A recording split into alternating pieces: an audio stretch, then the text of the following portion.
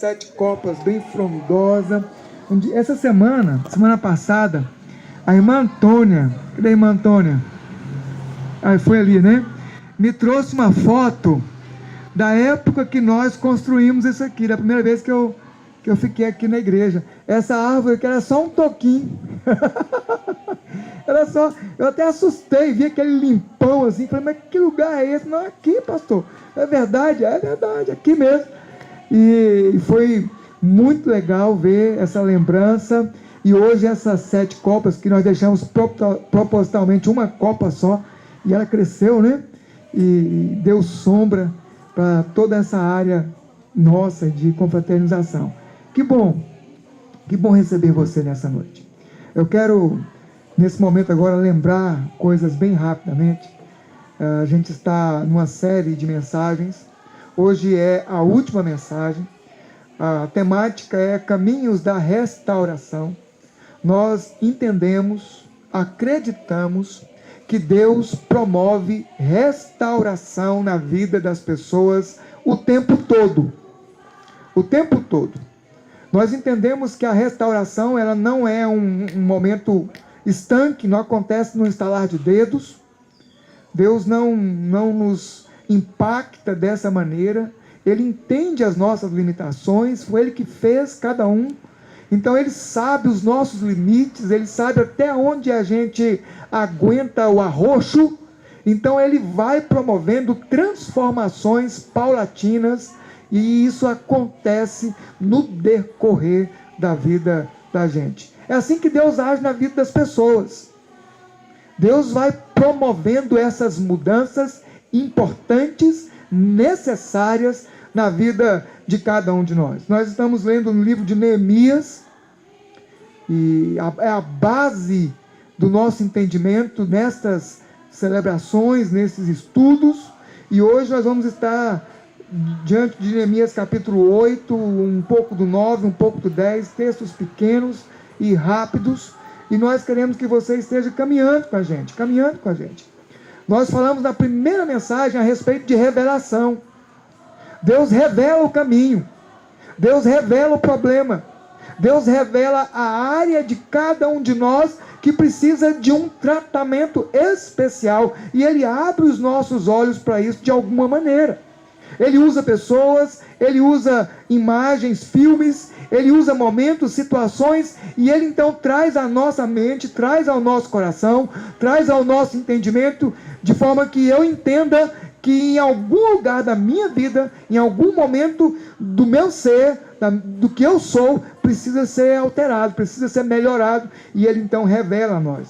Depois nós falamos de cooperação, que é a estratégia de Deus. Deus usa uma estratégia desde o princípio, desde o começo, onde Ele percebeu que não era bom que as pessoas ficassem sós. E a gente não caminha sozinho, sempre existem pessoas do nosso lado que Deus coloca para nos ajudar. Então Ele trabalha a respeito de cooperação. A estratégia de Deus é através da cooperação. Pessoas vão aparecer na sua vida e vão lhe ajudar nesse processo de restauração. E depois disso falamos sobre resistência. Resistência é o poder de Deus, o poder de Deus na nossa vida. Nós não temos poder para nos melhorar, nós não temos poder para transformar as áreas que precisam ser transformadas. Nós até tentamos, nós até insistimos, nós até envolvemos muitas coisas, muitas situações na nossa vida para tentar melhorar, mas chega uma hora que a gente cansa, que a gente não consegue, e o tijolo cai de novo e a parede desaba. Então nós precisamos que Deus nos ajude, e a gente busca a Deus, e Ele então nos dá poder, e esse poder vem dele. Domingo passado nós falamos das armas de Deus. Quais são as armas que Deus dá aos cristãos, às pessoas que o buscam? Quais são as armas que Deus coloca à disposição das pessoas? E estas armas são oração e vigiar. Oração, busca de Deus, apresentar para Ele a nossa dificuldade, apresentar o que nós precisamos, falar abertamente. Deus deixou isso livre para nós. Deus fala assim para cada um: você pode conversar comigo, eu estou aberto, eu estou aqui, eu estou preparado para lhe atender a qualquer momento. Nós entendemos que Deus, Ele é onisciente, Ele é onipotente, Ele é onipresente. Ele está presente em todo lugar, e no coração e na vida de qualquer pessoa que o buscar de verdade. Ele vai ao seu encontro, então Ele vai lhe ajudar. E você tem acesso, você pode orar, você pode conversar com Deus. E entendemos também que é preciso vigiar.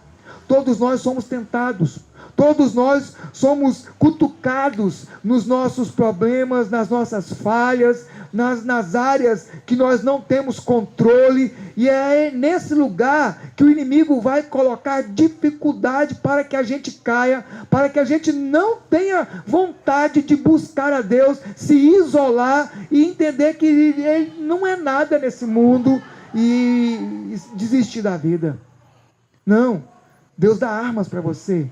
Você pode buscar em oração, e você precisa estar atento, sempre vigiando, para que você não caia. Amém? Eu dei um resumo de um mês. Um mês. Deus trabalhando, tratando a nossa igreja a respeito de restauração. Entendemos que precisamos ser restaurados. E hoje, na última palavra, nós vamos falar a respeito de santidade. Santidade do ponto de vista da proteção de Deus, do cuidado de Deus. Santidade a respeito de que Deus olha para nós e nos separa. Deus é santo. E a oração de Jesus, quando Ele começa a ensinar a como buscar a Deus, Ele fala: Pai nosso que estás no céu, santificado seja o seu nome. Deus já começa falando de santificação, de separação, de cuidado, de proteção especial.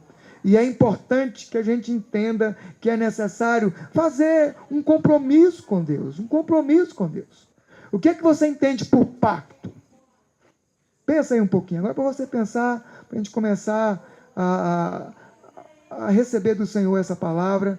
E é importante que você, já comece a colocar na sua mente: o que é pacto? Qual é a relação que eu tenho com o outro? Como que eu faço um pacto com uma pessoa? Nós podemos fazer pactos com muitas áreas da nossa vida e com muitos tipos de coisas da nossa vida. Mas é importante que nós entendamos que é preciso fazer um pacto sério com Deus. Um pacto sério com Deus. Você já fez algum pacto alguma vez? Alguma vez, em algum momento, você já fez pacto com Deus ou com alguma pessoa? Qual o benefício que tem de fazer um pacto? O que isso traz de bom para mim, para você? Se nós fôssemos fazer um pacto hoje como igreja, que tipo de pacto poderíamos fazer? Que tipo de pacto nós estaríamos preparados para nos apresentar ao Senhor e falar assim: Deus, aqui como Igreja Batista do Parque Ateneu, como a Ibapa, como pessoas que estão aqui buscando, pessoas que estão querendo se entregar cada vez mais, nós temos buscado aqui sempre presença de Deus, que Deus esteja envolvendo com a nossa vida, que Deus esteja se envolvendo com as pessoas que têm vindo aqui, que Deus esteja se envolvendo com os nossos amigos, com os nossos visitantes, que Deus esteja se envolvendo, com o propósito que nós temos de levar o Evangelho a todos e transformar essas pessoas em discípulos de Jesus. E entendendo isso, nós também entendemos que nós precisamos ser transformados primeiro, que nós precisamos ser melhorados primeiro, que Deus tem que trabalhar a nossa vida primeiro, e nós temos firmado alguns pactos com o Senhor, e hoje eu quero que você pense seriamente a esse respeito. Qual é o pacto? Qual é o pacto que nós estamos preparados, então, para apresentar a Deus? Então, o texto que nós estamos tendo como base Neemias, quero convidar você a ler. Você trouxe sua Bíblia, você pode abrir, talvez, na versão que você já está mais acostumado. ou então, se você não trouxe e quiser acompanhar, o texto é esse aqui, Neemias 8, verso 3, e a palavra do Senhor diz assim: ele a leu em alta voz, desde o raiar da manhã até o meio-dia, de frente para a praça, em frente da porta das águas, na presença dos homens, mulheres e outros que podiam entender. E todo o povo ouvia com atenção a lei do livro da lei. Primeira coisa, Neemias então lê e apresenta a palavra de Deus ao povo. Agora, Neemias 9, versos de 1 a 3. A palavra diz assim: os israelitas se reuniram, jejuaram, vestiram pano de saco e puseram terra sobre a cabeça. Os que eram de ascendência israelita tinham se separado de todos os estrangeiros. Levantaram-se nos seus lugares, confessaram seus pecados e a maldade dos seus antepassados. Ficaram onde estavam e leram o livro da lei do Senhor, do seu Deus, durante 3 horas. E passaram outras 3 horas confessando os seus pecados e adorando o Senhor, seu Deus. O último texto está também em Neemias, capítulo 10, verso 29, e o texto diz assim: e se obrigaram sobre maldição e sobre juramento a seguir a lei de Deus dado por meio do servo de Deus, Moisés, e a obedecer fielmente a todos os mandamentos, ordenanças e decretos do Senhor, o nosso Deus. O nosso objetivo hoje, aqui, é entender que a santidade, ela deve seguir a um processo de restauração divina. E isso é muito importante que a gente entenda. Santidade, ela acontece na vida da gente como um processo. E andar em santidade é vital, é necessário. Andar em santidade é o que é requerido de todas as pessoas que procuram Deus. Se você tem vontade de entender ou caminhar com Deus, se você quer que Deus trabalhe na sua vida de uma maneira especial, se você entende que Deus pode restaurar, reestruturar, reconstruir, refazer, é também necessário que você receba esta palavra no seu coração, que Deus está procurando pessoas que queiram ser santas, pessoas que queiram se apresentar a Deus de forma diferenciada, que queiram fazer compromissos com Deus, que queiram assumir responsabilidades diante de Deus. E o processo de restauração, ele é divino, ele vem de Deus. Nós entendemos que é um processo que não cabe a nós executá-lo. É Deus que vai fazer na vida da gente, mas cabe a nós buscar, cabe a nós querer, cabe a nós se apresentar ao Senhor e falar assim: Deus, eu quero estar diante do Senhor como uma pessoa que deseja ser restaurada. O texto que nós lemos faz parte de um conjunto de textos de Neemias, em que os muros estavam arrebentados e eles foram restaurados. Neemias se apresentou diante de Deus, foi e levou o povo a se envolver, o povo se envolveu, todos então partiram para a construção, os muros foram erguidos, os inimigos tentaram impedir, tentaram derrubar, não conseguiram, o poder de Deus não permitiu, e então Deus foi trabalhando a vida daquele povo, e agora o povo chegou no momento em que os muros já estavam levantados, em que eles já estavam se apresentando como um povo que podia ter um pouco mais de tranquilidade, um pouco mais de descanso na vida, mas então agora é apresentado para eles da parte de Neemias algo muito importante. E aí então a palavra diz assim: após experimentarmos libertação e cura, precisamos crescer cada dia no conhecimento do Senhor. Não podemos parar. Não podemos, descansar e falar: agora está bom. Deus já se apresentou a mim, Deus já me ajudou na minha dificuldade, Deus já me restaurou naquilo que eu precisava, agora eu sou um crente 100%. Não é assim que funciona. A partir do momento em que a gente acha que está bem, quando nós atingimos um patamar na vida, que fala assim: agora eu sou um cristão autêntico, eu sou uma pessoa, eu posso posso caminhar agora sozinho, e a tendência é esquecendo de Deus, a tendência é se afastando dele, e a tendência é também os muros novamente sendo derrubados. Então não é assim que a coisa deve funcionar. Nós devemos estar numa caminhada de constante conhecimento do Senhor. Isso é santidade, isso faz parte da santidade, é o conhecimento de Deus.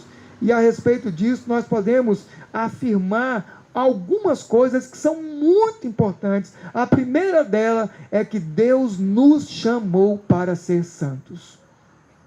Você acredita nisso? Nem mesmo, de verdade, de verdade. Deus chama as pessoas para elas serem santas. É a palavra de Deus. É que nós às vezes não entendemos isso, nós confundimos isso. E há algumas setas que vêm a nós, palavras do inimigo falando assim: ninguém pode ser santo. Esse negócio de ser santo é impossível. Como que a pessoa vai ser santa? Ninguém consegue. E aí eu falo assim: não, isso é verdade. Eu mesmo não consigo. Nós por nós mesmos não conseguimos. É por isso que nós entendemos que santidade é proteção de Deus, é cuidado de Deus. Não sou eu que me torno santo, não sou eu que consigo santidade. Santidade é algo que vem de Deus. Dá para entender? É algo que vem de Deus. Quando eu busco, quando eu me aproximo, e a coisa acontece assim: quando eu mais me aproximo de Deus, mais Deus me torna santo. Quanto eu mais chego perto, quando eu mais busco, quanto eu mais me apresento, quanto eu mais faço compromisso, quanto eu mais me entrego ao Senhor, mais Deus vai me revestindo de santidade. E é assim que acontece na vida da gente. Essa palavra tem um significado muito interessante, muito interessante. O significado da palavra, eu não coloquei aqui, mas vou falar. O significado da palavra, não, está ali, ó. O significado da palavra santo é separado. Separado. Nós fomos separados como povo de Deus, como nação de Deus, como alguém que é parte da família de Deus, sacerdócio real, povo escolhido, povo santo. Deus separou desde o princípio, desde o Éden, quando Deus criou as pessoas, quando Deus nos fez, lá Adão e Eva, Ele fez para que eles fossem dele, separados para Ele, única e exclusivamente dele. Infelizmente isso foi perdido, infelizmente nós caímos no pecado, mas mesmo assim Deus não desistiu de ninguém. Deus não desistiu da humanidade, Deus não desistiu das pessoas, e Deus então fez planos, e Deus então colocou caminhos, mecanismos, formas, para que nós fôssemos novamente separados para Ele. Então Deus continua falando: vocês são meus, vocês são povo meu, e é importante que a gente receba isso, alguém separado por Deus, para se tornar sacerdócio real, povo de propriedade exclusiva. A Bíblia declara que Deus é santo. Deus é santo. Deus é santo. E assim sendo, a santidade deve se concretizar ou caracterizar aqueles que são deles, aqueles que são povo dele, ou seja, nós. Você que busca, você que se entrega, você que faz compromisso, você que quer vida com Deus, você tem da parte de Deus santidade. Amém? Verdade? Você acredita nisso? Você tem da parte de Deus santidade. E ser santo é ser como Jesus, é ser parecido com Jesus. Foi por isso um dos motivos que Jesus veio, para que nós pudéssemos observar nele e falar assim: ele fez isso, nós podemos fazer também. Ele deu exemplo, nós podemos seguir esse exemplo. E se eu quero então entender como é que é ter uma vida santa, eu olho para Jesus, eu me aproximo de Jesus e eu vivo no padrão de Jesus. Esse é o jeito, não tem outro, não tem outra maneira. É simplesmente olhando para Jesus e então sendo parecido com Ele. Quanto mais a gente se parece com Jesus, mais Deus vai dando santidade para a gente. Quanto mais eu sigo o exemplo de Jesus, mais Deus vai me capacitando, mais Deus vai me usando, mais Deus vai fazendo com que eu entenda e viva. E Ele mesmo declarou que a vontade de Deus é que todos sejam santos. Que as pessoas sejam assim, dessa forma. Agora, é importante também entender que a santidade, ela é um processo. Ela é um processo. Ela não acontece do dia para a noite. Sabe, há algumas coisas que nós precisamos fazer. Existe uma parte que é nossa, que as pessoas precisam entender e começar a executar isso dia a dia. Deus já faz a parte dele, Deus já nos ajuda, Deus já nos acompanha, mas existe uma parte que eu preciso fazer, existe uma parte que você precisa fazer, e nós encontramos isso no texto. E o texto, então, ele mostra algumas coisas. A primeira coisa que o texto mostra é que o povo se reuniu. As pessoas não ficaram sozinhas, as pessoas não se enclausuraram. É verdade que a vida cristã, ela é individual. Eu vivo a minha vida cristã como cada um de vocês precisa viver a sua vida cristã, mas também ela é coletiva.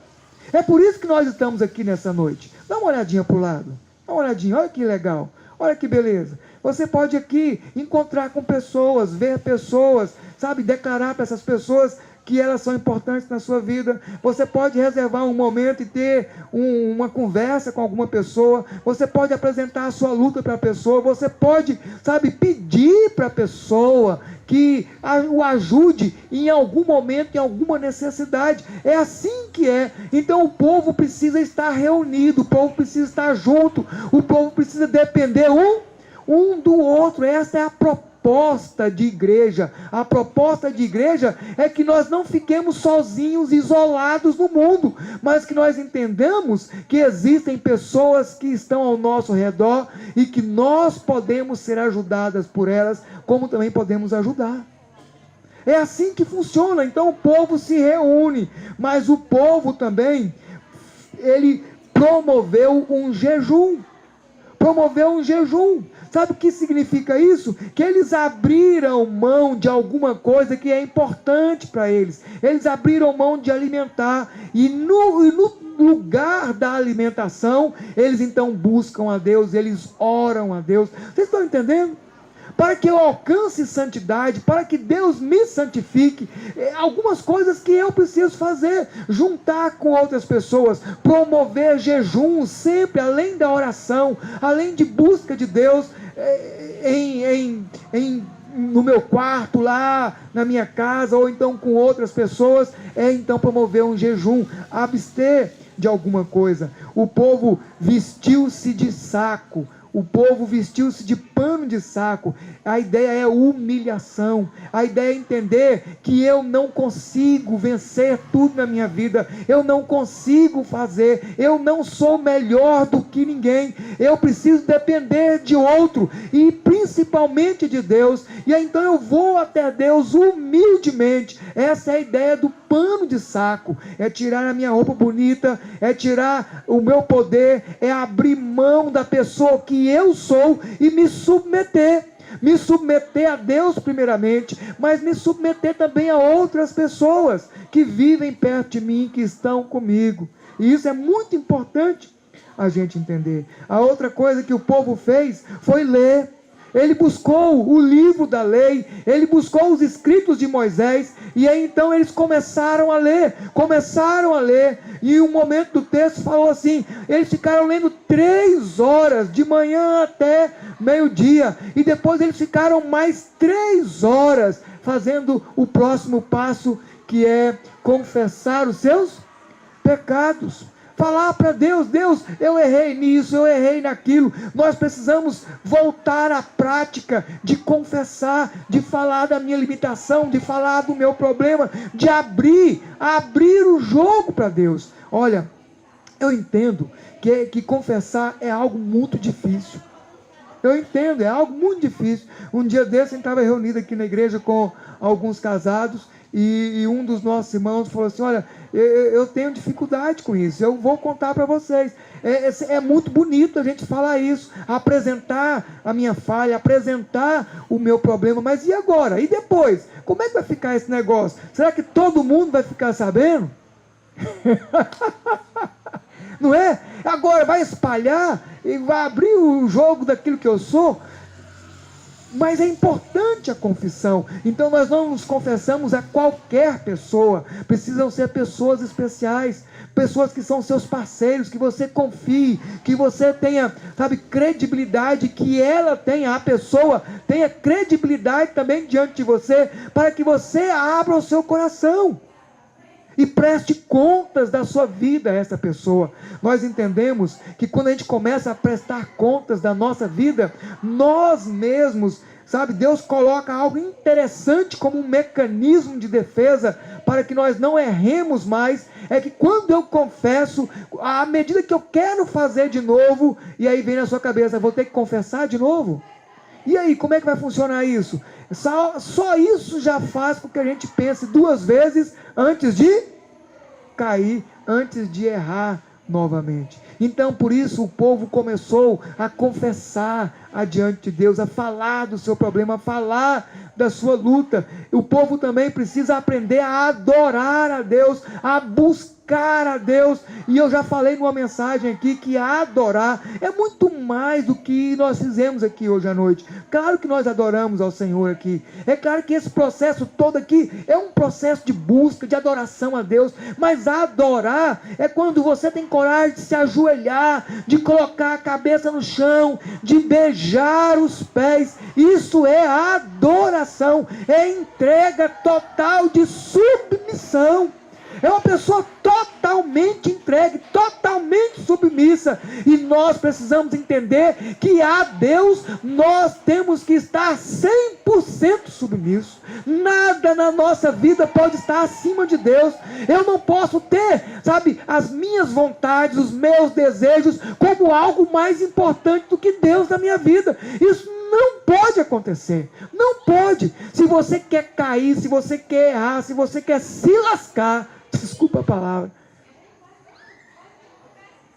tente fazer sozinho, tente viver sozinho, tente vencer sozinho.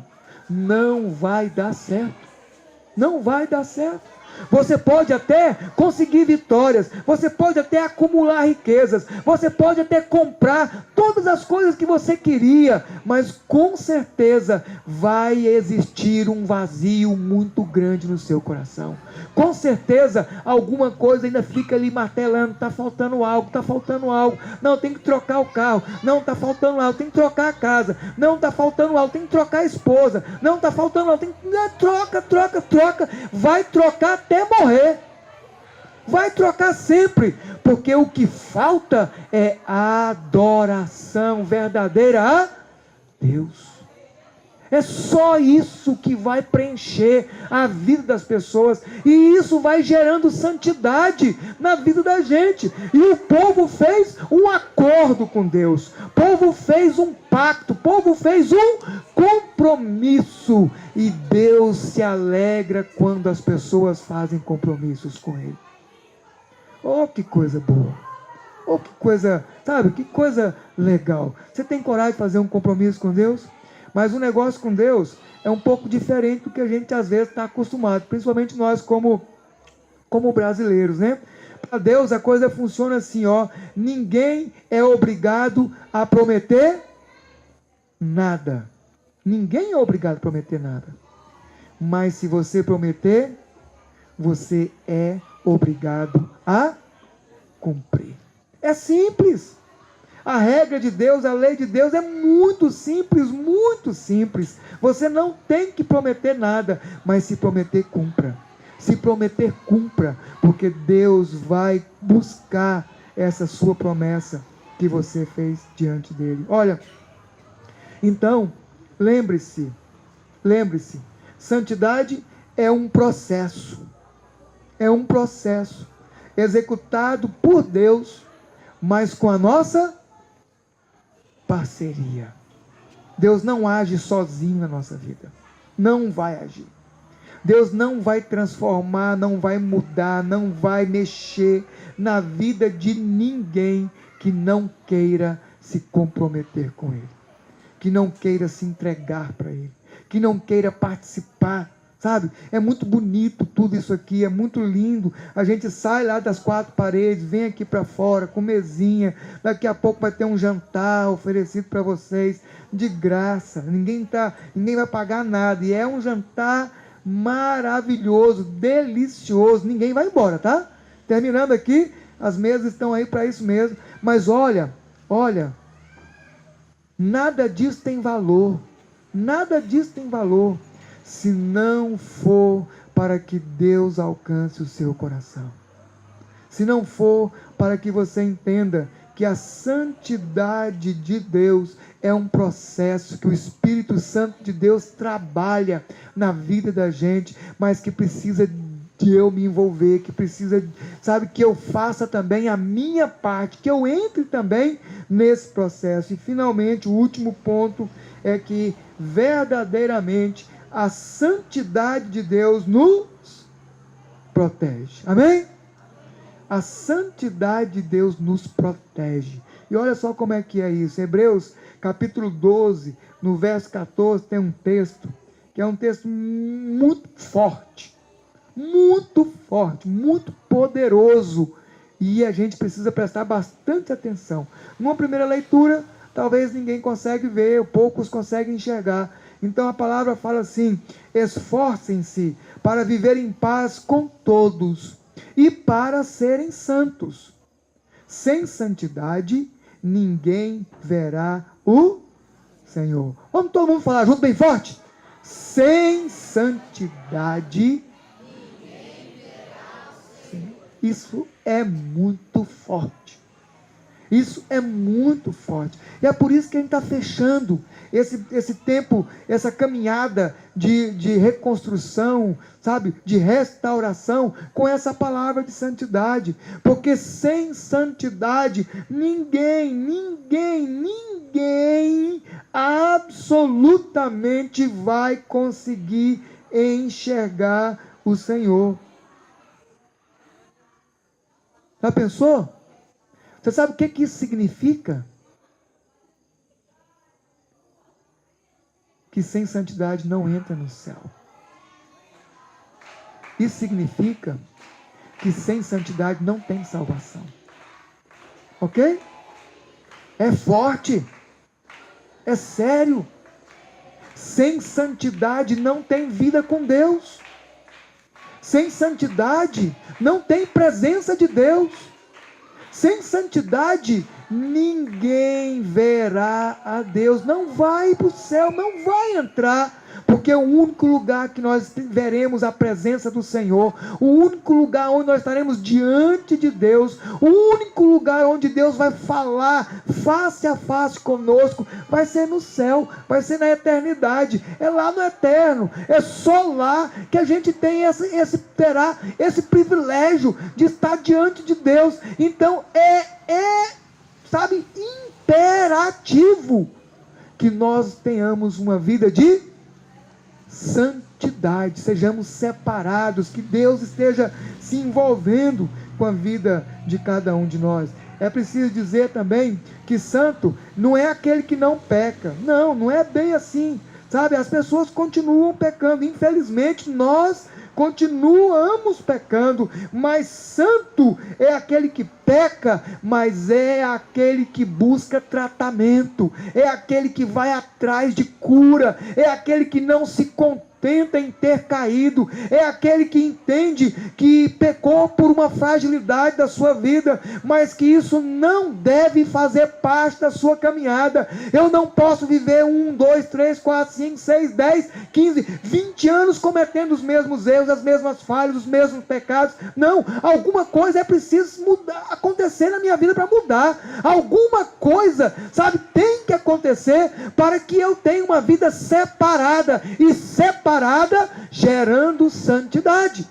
gerando mudança, mesmo sabendo que eu não consigo fazer isso, mas eu cumpro aquelas etapas do processo que nós vimos, e Deus vai me protegendo, e Deus vai cuidando de mim, e Deus vai me restaurando, de forma que eu vou errando menos, vou caindo menos, e a cada dia vou me tornando mais perto de Deus.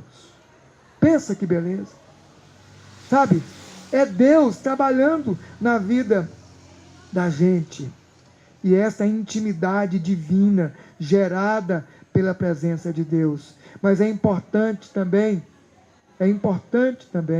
entender que os mandamentos são para nos proteger e não para nos tirar algo.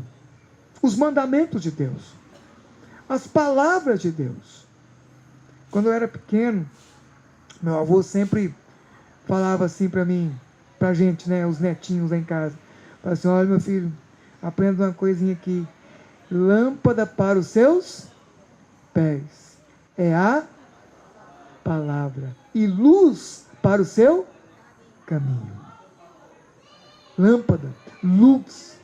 A palavra traz claridade, a palavra traz sentido, a palavra de Deus, a lei de Deus, as regras de Deus, os mandamentos de Deus, dá orientação, ensina a gente a caminhar. Não é para tirar nada da vida, não é para falar assim: você não pode isso, não pode aquilo, não é para preencher a nossa vida de não é isso. Na verdade, os mandamentos é para nos proteger, é para nos guardar, é para que nós sejamos verdadeiramente povo separado de Deus, povo que entende como que é o caminhar com Deus. E o texto que eu quero ler, o último texto, fala assim: se vocês obedecerem fielmente ao Senhor, o seu Deus, e seguirem cuidadosamente os seus mandamentos que hoje lhes dou, todas estas bênçãos